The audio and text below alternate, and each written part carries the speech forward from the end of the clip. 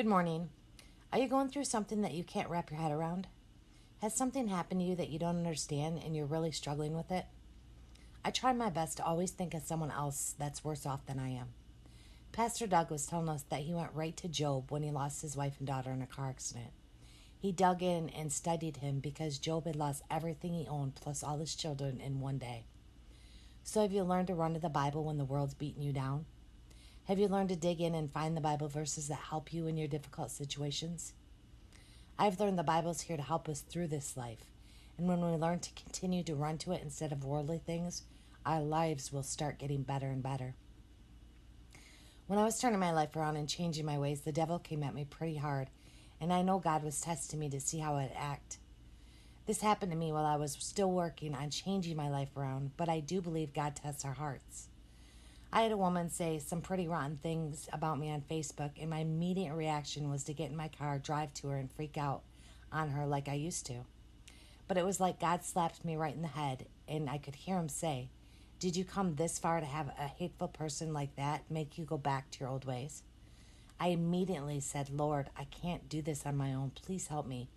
He then gave me the verse that I never knew before that day. Exodus 14:14. God will fight for you so you can hold your peace. This is just what I needed to hear that day. I needed to hear God was fighting for me so I could hold the peace that I had found through Jesus. What a beautiful reminder that I didn't have to fight anymore because God's already fighting my battles for me. Do you know that God's fighting your battles so you don't have to? Do you realize you can stay peaceful and yes even when you feel like the whole world is against you?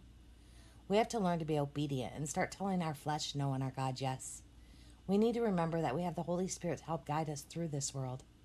John 14:15-27 says, "If you love me, you will obey what I command, and I will ask the Father, and he will give you another counselor to be with you forever, the Spirit of truth.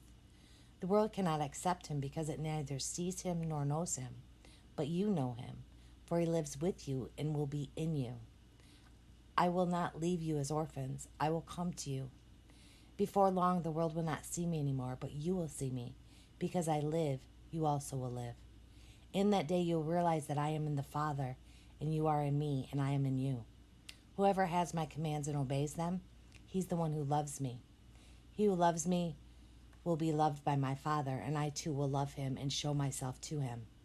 Then Judas, not Judas Iscariot, said, "But Lord, why do you intend to show yourself to us and not the world?"